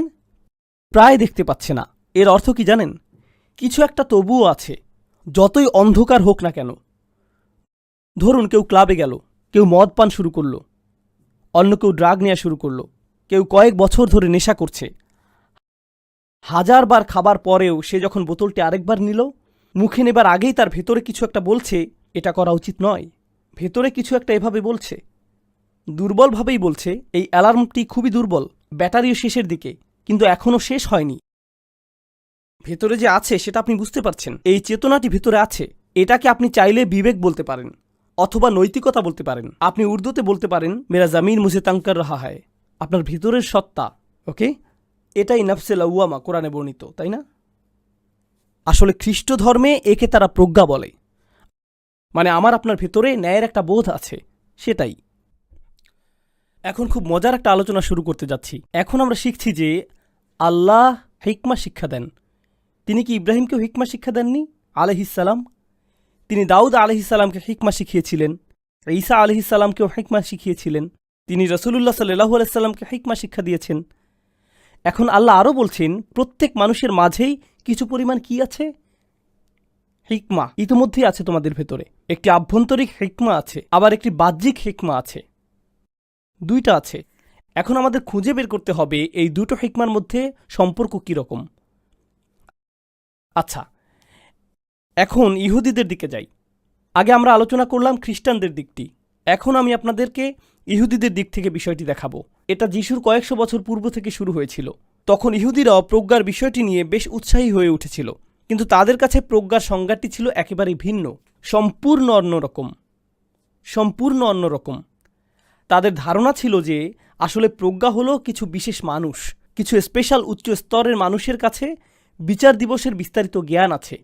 তারা জানে বিচার দিবস ঘনিয়ে আসছে, কিন্তু সেই জ্ঞান সকলের নেই, শুধুমাত্র বিশেষ এক ধরনের লোকদের জন্যই এই জ্ঞান বরাদ্দ। আর তাই তাদের কি আছে? হিকমা। তাহলে ভবিষ্যতে কি হবে, কিভাবে পৃথিবী ধ্বংস সংঘটিত হবে, এইসবের একচেটিয়া জ্ঞানই হলো হিকমা। ঠিক আছে, এখন কোরআন এর প্রত্যুত্তরে কি করছে? কারণ মনে করে দেখুন, কারণ যখন কোরআন বলল হিকমা, ইহুদিরা কি শুনেছিল? তারা কি শ্রোতাদের মধ্যে উপস্থিত ছিল? অবশ্যই। আর যখন তারা হিকমা শুনল, তাদের মাথায় কি এসেছিল? তারা যদি সেই সংস্কৃতির অংশ হয় তবে ভাবত এটা তো হচ্ছে কিয়ামতের সময়কার গোপন জ্ঞান। আর আল্লাহ সূরা কমারে বলে দিচ্ছেন, ইকতারাবাতিস সাআতু ওয়ানশাক্কাল কমার, সময় ঘনিয়ে এসেছে আর চন্দ্র দ্বিখণ্ডিত হয়ে গেছে। وإن يروا آية يعرضوا ويقولوا سحر مستمر وكذبوا واتبعوا أهواءهم وكل أمر مستقر। এটা শুনে দেখুন মনোযোগ দিয়ে, অনুবাদ করে দিচ্ছি। ولقد جاءهم من الأنباء ما فيه مزدجر। আর তারা তো সংবাদ পেয়েছে যাতে প্রচুর সতর্কবাণী রয়েছে। হিকমাতুন বালিগাতুন ফামা তুগনিন নুজুর, এমন প্রজ্ঞা যা সবার কাছে গিয়েছে, কিন্তু কোনো সতর্কবাণী তাদের উপকৃত করেনি। এখানে আল্লাহ কি করছেন? আল্লাহ বলছেন যে সতর্কবার্তা দেয়া হয়েছে বিচার দিবসের সতর্কবার্তা, কিন্তু সেটা কোনো বিশেষ শ্রেণীর মানুষের জন্য নয় যে শুধু তারাই হিকমার গোপন নথিপত্র দেখতে পারবে, আর কেউ দেখতে পারবে না। আল্লাহ একে বলছেন হিকমাতুন বালিগাতুন ফামা তুগনিন নুজুর, এটা হলো হিকমা যা সকলে দেখতে পাবে। এই হলো হিকমা যা সকলে দেখতে পাবে, সকলের কাছেই পৌঁছবে। আর যদিও এটা সবার কাছেই পৌঁছাচ্ছে, তবুও মানুষ এই সতর্কবার্তার সুযোগ গ্রহণ করছে না। তখন আল্লাহ কি করলেন? আল্লাহ ইহুদি জাতির হিকমতের এই ধারণাটি নিয়ে সেটাকে নতুন করে সংজ্ঞায়িত করলেন। এলিট বা বিশেষ শ্রেণীর হিসেবে নয়, কি হিসেবে? সকলেই দেখবে। এটা সকলের জন্যই প্রযোজ্য, তাই না? তাহলে আমরা কি দেখতে পাচ্ছি? খ্রিস্টানদের কাছে হিকমার ধারণা হলো ভেতরের হিকমা, আর ইহুদিদের কাছে হিকমার ধারণাটি হলো পরকাল সম্পর্কিত গোপন জ্ঞান। কোরআন আসলে এখানে দুই দল নিয়ে আলোচনা করবে, কারণ আপনাকে মনে রাখতে হবে, মুসলিম হিসেবে আমরা সবসময় মনে করি কোরআন যেন শুধু আমাদের সাথেই কথা বলছে, কিন্তু সত্যিকার অর্থে কোরআন খ্রিস্টানদের সাথে কথা বলছে, ইহুদিদের সাথেও কথা বলছে, এমনকি কোরআন মুশরিকিনদের সাথেও কথা বলছে। মূলত কোরআন সবার সাথে কথা বলছে। আর আল্লাহ তো সবার ইতিহাসই জানেন, আল্লাহ সবার সংস্কৃতি জানেন, সবার ধর্মীয় জীবন সম্পর্কে জানেন। তিনি এই সমস্ত জ্ঞানের ভিত্তিতে যখন কথা বলেন, তখন তার কথা তাদের মনে ধাক্কা দেয়, কারণ তিনি এমন কিছু বলছেন আমরা হয়তো বুঝতে পারিনি, কারণ মুসলিমরা তো সেভাবে লালিত পালিত হয়নি, তাই সেগুলো আমাদের ভেতরে সেভাবে ধাক্কা দেয়নি। কখনো এমনও হয়েছে যে আল্লাহ হয়তো কোনো আয়াত বলছেন, একজন সাহাবী সেই আয়াত শুনেছে আর সেটা বুঝেছেও, কিন্তু আরেকজন সাহাবী যিনি আগে হয়তো ইহুদি ছিলেন, তিনি শুনে বলছেন, হায় আল্লাহ, আমি যা আগে শিখেছিলাম সেটা নিয়ে এইমাত্র আল্লাহ মন্তব্য করলেন, তাই না? আমার রাবাই আমাকে এটা বলেছিলেন আর আল্লাহ মাত্রই সেটা ঠিক করে দিলেন, কিন্তু অন্য সাহাবী সেটা বুঝেননি। এরকম সাহাবী বুঝতে পারবে, তাই না? তো কোরআন শেখার সময়ে প্রজ্ঞা সম্পর্কিত এই বিষয়টাও কিন্তু বেশ মজাদার হতে পারে। প্রায় শেষ আলোচনা, আপনাদেরকে প্রথম বিরতি দেব। তো প্রজ্ঞা আর আইন দুটো জিনিস, এখন এটা নিয়ে বলবো। এখন আমরা ইহুদি আর খ্রিস্টানদের মধ্যে যেটা কমন তা নিয়ে কথা বলবো, সেটা হচ্ছে ওল্ড টেস্টামেন্ট। ঠিক আছে, তাহলে বাইবেল দুটো ধর্মেই কিন্তু আছে, আর বাইবেলে প্রভার্বের ভেতরে প্রজ্ঞার আলোচনা আছে এমনভাবে যেন তা একটা মহিলা, এভাবে সেখানে বলা আছে, বুঝতে পারছেন? তারা প্রজ্ঞাকে কোনো ধারণা হিসেবে দেখে না, বরং দেখে লেডি উইজডম হিসেবে। লেডি উইজডম কি? মূলত এটা হলো ভালো একটি জীবনযাপন করতে আপনাকে যা যা করতে হবে, জীবনের অভিজ্ঞতাকে দেখতে হবে, কি হয়েছে তা থেকে শিক্ষা নিতে হবে, জীবনের ট্র্যাজেডি থেকে শিখতে হবে, আপনার জীবনের প্রতারণাগুলো কিংবা কাছের কারো মৃত্যু সংবাদ থেকে শিক্ষা নিতে হবে, আপনার জীবনের অসুস্থতাগুলো কিংবা জীবনের পরীক্ষাগুলো আপনাকে প্রজ্ঞা শিক্ষা দেবে। বড়দের কথা শোনা, বাবা মায়ের কথা শোনা, এইসবই কি? প্রজ্ঞা। তাহলে সংজ্ঞা অনুযায়ী প্রজ্ঞার সাথে কিতাবের কিন্তু কোনো সম্পর্ক নেই, বরং এর সমস্ত সম্পর্ক আপনার জীবনের সাথে, তাই না? জীবনকে অনুভব করুন, আপনার আশেপাশের দুনিয়াকে খেয়াল করুন, প্রজ্ঞা চলে আসবে আপনার মাঝে। এই প্রজ্ঞা যে কেউ অর্জন করতে পারে, এই প্রজ্ঞা পেলে আপনার জীবন সুন্দর হবে। এসবই হলো বাইবেলের কথা। এদিকে আইয়ুব এসে বললেন, আরে এর তো কোনো মানেই নেই। মানে আইয়ুব মূলত এর বিপরীত কথা বলছেন। তাহলে আপনি বলছেন যে আমি যদি সত্যিই প্রজ্ঞা অনুযায়ী চলি আমার জীবন সুন্দর হবে, কিন্তু আমি তো অনেক প্রজ্ঞাবান মানুষের প্রচণ্ড খারাপ জীবন দেখেছি, ভালো জীবন হবে তা কিভাবে বলতে পারেন? এইভাবে বাইবেল আইয়ুবের সাথে তর্ক করেছে। অবশেষে আইয়ুবকে বলা হচ্ছে যে আরে না না, এর মানে হলো পরিশেষে জীবন ভালো হবে, হয়তোবা পরকালের জীবন সুন্দর হবে। এখন কোরআন এই সমস্যার সমাধান দিয়ে দিচ্ছে। মুসলিমরা এখানে কি করছে সেটা আপনাদেরকে বলে বিরতি দিয়ে দেব। মানুষজন আমার কাছে এসে বলে, ওস্তাদ আমি নামাজ পড়ি, রোজা রাখি, হারাম খাই না, হালাল খাই, হালাল উপার্জন করি, এর পরেও আমার এত সমস্যা কেন? এত দোয়া করি, তাহাজ্জুদও পড়ি, সোম আর বৃহস্পতিবার রোজা রাখি, অনেক দোয়া করি, তবুও আমার কষ্ট দূর হয় না। এত সব ইবাদত করে তাহলে কি লাভ? সব ঠিক কাজ করছি, কিন্তু জীবনে সব ব্যাঠিক হচ্ছে আমার সাথে। বরং আমি যতই করি, যতই ইসলামের দিকে আসি, আমার জীবনের কষ্ট আরও বেড়ে যায়। বিষয়টা আসলে খুবই কমন। একজন তো আমাকে উল্টো বলেছিল, জানেন, আমি ইসলাম যত কম মানি আমার জীবন ততই সহজ হয়। মানে এভাবে বলতে চাই না, জানি আল্লাহ শুনছেন, আর সে এইভাবে ইশারা করে দেখাচ্ছে। আমি তো ভাবছি এমনটা করে কি লাভ, ওই কোনায় গিয়ে কথা বলি।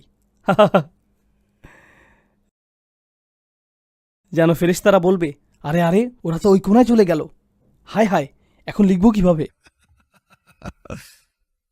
কিন্তু জানেন, যখন নামাজ পড়া শুরু করি জীবনে কষ্ট চলে আসে। নামাজ পড়া বন্ধ করে দিলে জীবন সহজ হয়ে যায়।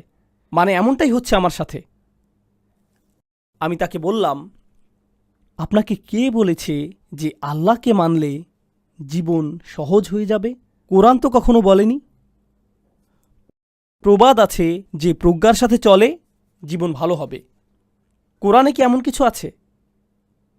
কোরআন কি কখনো আপনাকে ওয়াদা করেছে যে নেক জীবনযাপন করলে, সৎভাবে চললে, আল্লাহর আদেশ নিষেধ মেনে চললে জীবনে অনেক ধন সম্পদ হবে, অনেক আনন্দ খুশি আসবে? আল্লাহ কি এমন বলেছেন? না, বলেননি। তিনি বলেছেন, লাকাদ খলাকনাল ইনসানা ফি কাবাদ। কিন্তু মানবজাতিকে সৃষ্টি করা হয়েছে প্রচণ্ড কষ্টের মাঝে। এরপর আমাদের উদাহরণ দিচ্ছেন তিনি। আচ্ছা ঠিক আছে, আল্লাহকে যারা সবচাইতে বেশি মেনেছেন তাদের উদাহরণ দেখি। ইব্রাহিম আলাইহিসসালাম আল্লাহকে কত মেনেছেন, তার জীবন তো তাহলে না ইউসুফ আলাইহিস সালাম কোনো নিয়ম ভঙ্গ করেননি, ভালো থেকেছেন শুধু। তার জীবন তো তাহলে, তাই না? দাঁড়ান, দেখুন কোরআনে এই বিষয়টি উঠে এসেছে। প্রচণ্ড মহান ব্যক্তি যারা প্রচণ্ড প্রজ্ঞার সাথে চলে তাদের জীবনও কঠিন হয়। তখন সেই লোকটি, যেই লোকটি নেটওয়ার্কের বাইরে জায়গা খুঁজছিল, তাকে যখন বোঝালাম তখন সে বলল, তাহলে কি লাভ? জীবন তো কঠিন হয়েই থাকবে, লাভ কি তাহলে? তখন বললাম, হ্যাঁ এখনই তো আপনি আসল প্রশ্নটি করেছেন, লাভ কি তাহলে? আল্লাহ আমাকে এই দুনিয়াতে আরামায়েশ করতে পাঠাননি। আল্লাহ আমাকে পাঠিয়েছেন পরীক্ষায় পাশ করতে। এজন্যই তিনি আমাকে দুনিয়ায় পাঠিয়েছেন। কিছু মানুষ আছে যাদের এটা বোঝার মতো প্রজ্ঞা আছে, আবার অনেক মানুষ আছে যারা এটা বুঝতেই চায় না। তারা শুধু কি চায়? সহজ জীবন। আর যারা এই সহজ জীবনের পেছনে ছুটছে তারা প্রজ্ঞার পথকে অস্বীকার করছে। আল্লাহ কি সহজতা দেবেন? অবশ্যই। কিভাবে তিনি এটা দেবেন, কখন দেবেন, এটার সময় তিনি আগেভাগে আপনাকে ইমেল করে পাঠাবেন না। আপনার ফোনে আপনি কোনো নোটিফিকেশনও পাবেন না যে ভালো দিন আসছে 3 দিনের মধ্যেই। তিনি এমন করেন না। আপনারা তো জানেন, সর্বশ্রেষ্ঠ বিশ্বাসীরাও বলেছিল, মাতা নাসরুল্লাহ, আল্লাহর সাহায্য কখন আসবে, কখন আসবে সাহায্য? আল্লাহ বলছেন শীঘ্রই আসবে। কিন্তু কাউকে যদি আপনি বলেন শীঘ্রই আসছে, সে বলে কত শীঘ্রই, কোন মাসে, কতকাল পর, মাস, বছর, একটু কি বলবেন না? বলা হবে না। অমা কান আল্লাহু লিয়ুতলিয়াকুম আলাল গায়ব। আল্লাহর কোনো প্রয়োজন পড়েনি যে তিনি আপনাকে গায়েব সম্পর্কে কিছু বলে দেবেন। ঠিক এটাই হচ্ছে মূলত পরিপক্কতা, তাই না? জীবনের একটি পরিপক্ক দৃষ্টিভঙ্গি। পরীক্ষা আসবেই। আল্লাহ আপনাকে সেসব পরীক্ষা পাড়ি দেবার শক্তি আর প্রজ্ঞা দিয়েছেন। জীবনকে সহজ করা হেদায়েতের উদ্দেশ্য নয়। ঝড়কে থামিয়ে দেয়া হেদায়েতের কাজ নয়, বরং উদ্দেশ্য হলো যেন আপনি ঝড় পাড়ি দিতে পারেন। এখন আপনি জানেন কিভাবে ঝড়ের ভেতর দিয়ে পাড়ি দিতে হয়। ঝড় যে চলে যাবে সেটা নয়। তো এর সাথে আমি আপনাদেরকে প্রথম বিরতি দিতে চাচ্ছি ইনশাআল্লাহ। আমরা আলোচনা করেছি যে কিভাবে খ্রিস্টানরা প্রজ্ঞা নিয়ে তাদের মধ্যে আলোচনা করেছে, কিভাবে ইহুদিরা প্রজ্ঞা নিয়ে বলেছে, ডিকশনারি কি বলেছে। এখন অবশেষে আমরা দেখব প্রাচীন ইসলামী জ্ঞানতত্ত্বে মুসলিম আলিমরা কিভাবে প্রজ্ঞা সম্পর্কে কথা বলেছেন ইনশাআল্লাহ বিরতির পরে। বারাকাল্লাহু লি ওয়া লাকুম। আসসালামু আলাইকুম ওয়া রাহমাতুল্লাহি ওয়া বারাকাতুহু।